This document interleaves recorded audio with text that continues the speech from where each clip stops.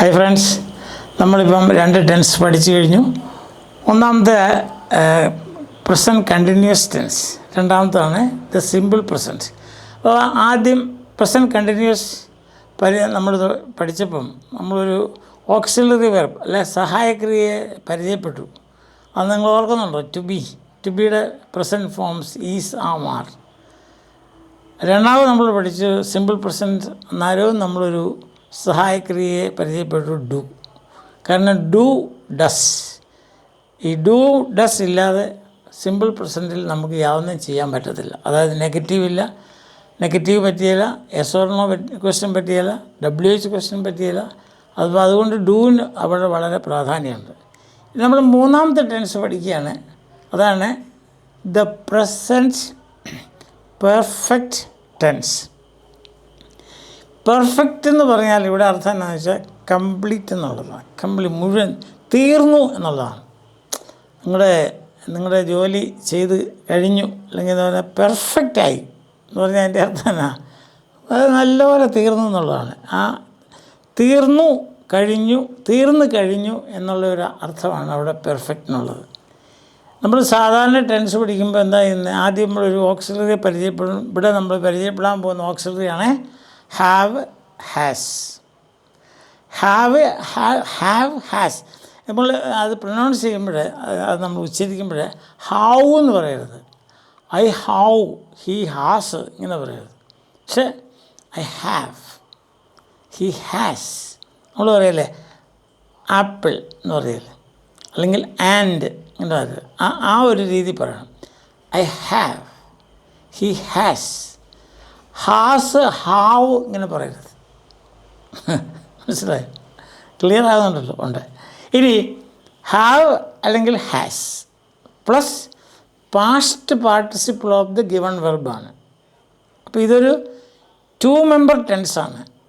Actually നമ്മളിപ്പം 3 tense പഠിച്ചു. അതിൽ ഒറ്റയാനായിട്ട് ഒരാൾ മാത്രമേ ഉള്ളൂ. ആരാ ഒറ്റയാൻ? Simple presence. അത് ഒറ്റയാനാണ്. നമ്മൾ പറഞ്ഞ പോലെ കല്യാണം കഴിക്കാത്ത ടെൻസാണ്, അല്ലെങ്കിൽ ബാച്ചിലർ ടെൻസാണെന്നൊക്കെ നമ്മൾ പറഞ്ഞില്ലേ. അത് മനസ്സിലാക്കാൻ വേണ്ടി പറഞ്ഞാൽ കേട്ടോ. ടെൻസുകൾ ഇവിടെ കല്യാണം കഴിക്കുന്നുണ്ടോ? അതൊന്നുമില്ല.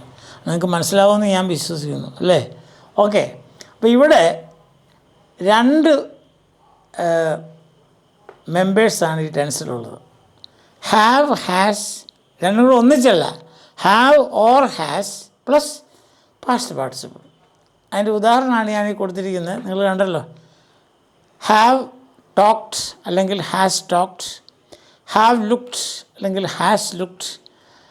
Have spoken or has spoken. Have eaten or has eaten. Have jumped. ഞാൻ പറയാം ജംപ്ഡ് എന്ന് പറയരുത്, ജംപ്ഡ്. ആ ED ഒരു T ആണെന്ന് വിചാരിച്ച് അത് പ്രൊനൗൺസ് ചെയ്യണം, ഉച്ചരിക്കണം. Jumped, looked, talked. അല്ലാതെ ടോക്ക്ഡ്, ലുക്ക്ഡ്, ജംപ്ഡ് ഇങ്ങനെ പറയരുത്. അത് EDയുടെ അവിടെ ഒരു T ആണെന്ന് വിചാരിച്ചു, അങ്ങനെ അതിനെ ഉച്ചരിക്കണം. Have shown, has shown. Have asked ഉണ്ടോ? ആസ്ക്ഡ് എന്നല്ല ഞാൻ പറയുന്നത്, asked. Has asked. Have made, has made. Have cooked, cooked എന്നല്ല, കുക്ക്ഡ്. And has cooked. പിന്നത്തെ ലാസ്റ്റ് വന്നത് have slept and has slept. ഇതാണ് അതിൻ്റെ ഫോം. നമ്മൾ ടെൻസ് പഠിക്കുമ്പോൾ ആദ്യം ആ ഫോം ജനറേറ്റ് ചെയ്യുകയാണ്. ജനറേറ്റ് ചെയ്യാന്ന് പറഞ്ഞാൽ നമ്മൾ ഉൽപ്പാദിപ്പിക്കുക.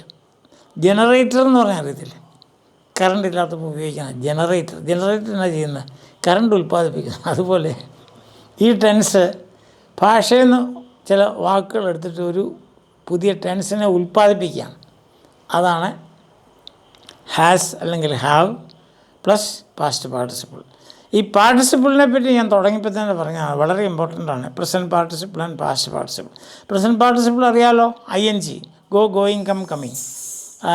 പാസ്റ്റ് പാർട്ടിസിപ്പിൾ എന്ന് പറഞ്ഞാൽ ED.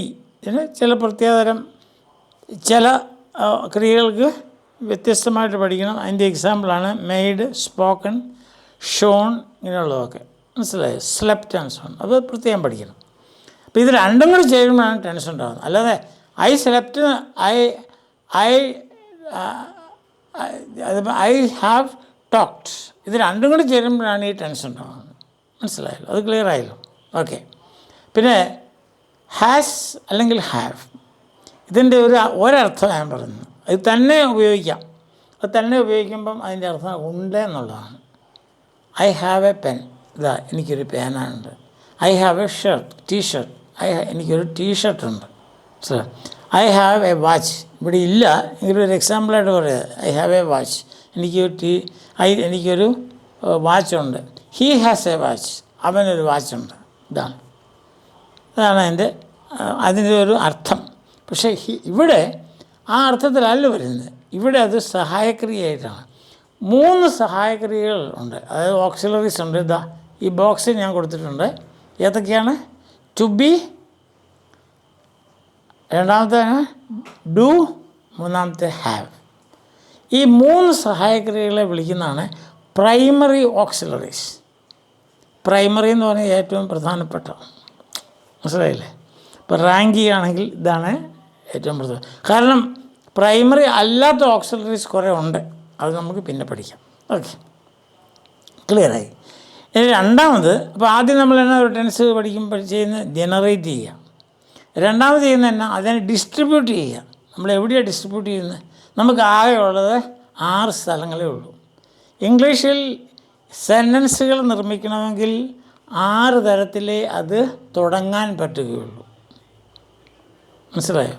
6 സ്റ്റാർട്ടേഴ്സ്. അത് നമ്മൾ ആദ്യത്തെ ടെൻസ് മുതൽ പഠിക്കുന്നത് ഏതൊക്കെയാണ്? First person singular, second person singular, third person singular, first person plural, second person plural, third person plural.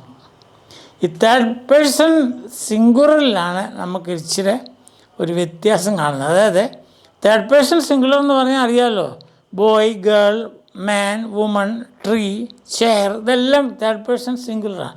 അതായത് അതിന് ഞാനൊരു ഉദാഹരണം, നിങ്ങളൊരു ഒരു എളുപ്പ വഴി ഞാൻ പറഞ്ഞു. ഞാൻ, ഞങ്ങൾ, നീ, നിങ്ങൾ അല്ലാത്തതെല്ലാം തേർഡ് പേഴ്സണാണ്. അതിനകത്ത് സിംഗുലറും പ്ലൂറലും ഉണ്ട്. സിംഗുലർ എന്ന് പറഞ്ഞാൽ 1. അങ്ങനെ boy third person singular, boys third person plural.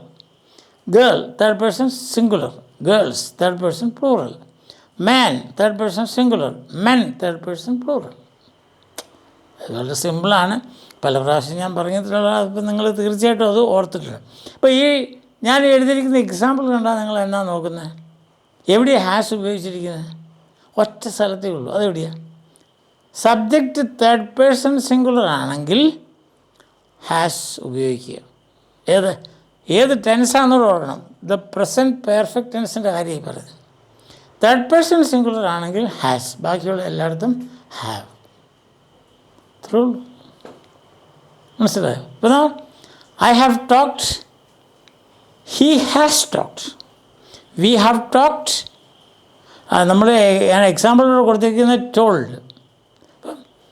I have told, you have told. He has told, she has told, it has told. Boy has told, girl has told, man has told, woman has told. മനസ്സിലായില്ലേ? അതുപോലെ രണ്ടാമത്തെ plural റോയിൽ എന്താണ്? We have told, you have told, they have told. Third person പ്ലൂറലിൽ ഒരെണ്ണേ ഉള്ളൂ, they have told. പിന്നെ ബാക്കി പ്ലൂറൽ നൗൺസ് എല്ലാം. ഈ ദേ എന്തിനു വേണ്ടി സ്റ്റാൻഡ് ചെയ്യുന്നതാണ്? എന്തിനാണ് അത് കാണിക്കുന്നത് ചോദിച്ചാൽ, അത് തേർഡ് പേഴ്സൺ പ്ലൂറൽ നൗൺസിനെ എല്ലാം പകരം ഉപയോഗിക്കുന്ന ഒരു നൗണാണത്. ആ പകരം ഉപയോഗിക്കുന്ന നൗണിൻ്റെ പേര് ഞാൻ പറഞ്ഞു തന്നിട്ടുണ്ട്, മറന്നുപോയി കാണിയാൽ ഞാൻ വിചാരിക്കുന്നു. പ്രൊനൗൺ, പകരത്തിന് ഉപയോഗിക്കുന്ന നാമം. ദേ എന്ന് പറയുന്നത് ഈ ഭൂമിയിൽ ദൈവം സൃഷ്ടിച്ചിട്ടുള്ള എല്ലാ പ്ലൂറൽ നൗൺസിനെയും പകരം നമ്മൾ ഉപയോഗിക്കുന്ന ഒറ്റ വാക്കാണ് ദേ. ദേ എന്ന് പറയാം ബോയ്സ് ആകാം, ദേ എന്ന് പറയാം ഗേൾസ് ആകാം, മെൻ ആകാം, വിമൻ ആകാം, ക്യാറ്റ്സ് ആകാം, ഡോഗ്സ് ആകാം, ട്രീസ് ആകാം, റോക്കറ്റ്സ് ആകാം, ടി വിസ് ആകാം, ബോർഡ്സ് ആകാം, ഷർട്ട്സ് ആകാം, എല്ലാം ദേ. സിംഗുലർ പറയുമ്പം നമ്മളതിനകത്ത് ലിംഗവ്യത്യാസം പറയും. അതായത് മാസ്കുലിൻ, അതായത് പുല്ലിംഗമാണെങ്കിൽ ഹി, സ്ത്രീലിംഗമാണെങ്കിൽ ഷീ, ഇത് രണ്ടും അല്ലെങ്കിൽ ഇറ്റ്. ക്ലിയർ ആയില്ല? അപ്പം ഈ ടെൻഷൻ നമുക്ക് ആകെ ചിന്തിക്കാനുള്ള ഒറ്റ കാര്യമുള്ളൂ, അതാണ്. സബ്ജക്റ്റ് തേർഡ് പേഴ്സൺ ആണെങ്കിൽ, സബ്ജക്റ്റ് തേർഡ് പേഴ്സൺ സിംഗുലർ ആണെങ്കിൽ, പ്രസൻറ്റ് പെർഫെക്റ്റ് ടെൻസിൽ അവിടെ എന്താ ഉപയോഗിക്കുന്നത്? Has plus past participle. അത് അണ്ടർസ്റ്റുഡ് ആണ് അല്ലേ? അപ്പോൾ ഞാൻ ഇന്ന് പറഞ്ഞ എന്തെല്ലാമാണ് ഞാൻ പറഞ്ഞത്? ഈ ടെൻസ് ജനറേറ്റ് ചെയ്യുന്നത് എങ്ങനെയാണ്? അതിന് ഹാവ് അല്ലെങ്കിൽ ഹാസിൻ്റെ സഹായം കൂടെ പാസ്റ്റ് പാർട്ടിസിപ്പിൾ. രണ്ടാമത്തെ പോയിൻ്റ് ഞാൻ പറഞ്ഞതാണ് ഇതിൻ്റെ വിതരണം, അതായത് ഡിസ്ട്രിബ്യൂഷൻ. ഒന്നിലധികം രൂപങ്ങൾ ഫോംസ് ഉണ്ടെങ്കിൽ, ഫോംസിന് രൂപങ്ങൾ ഉണ്ടെങ്കിൽ ഇപ്പോൾ ഏതാണ് എവിടെയാണ് ഉപയോഗിക്കേണ്ടത് എന്നുള്ളൊരു ചോദ്യം വരും. അങ്ങനത്തെ ചോദ്യത്തിൻ്റെ ഉത്തരവാണ് ഹാസ് ഉപയോഗിക്കുന്നത് തേർഡ് പേഴ്സൺ സിംഗുലറിൽ മാത്രം, ബാക്കിയുള്ള എല്ലാ സ്ഥലത്തും ഹാവാണ്. പിന്നെ ഞാൻ ഒരു പോയിൻ്റൂടെ പറഞ്ഞു, അതെന്നാ ഒരു 3 സഹായക്രിയകളുടെ കാര്യം പറഞ്ഞു. To be, to do and to have. ഈ 3 സഹായക്രിയകളെ വിളിക്കുന്നത് എന്താ? Primary auxiliaries.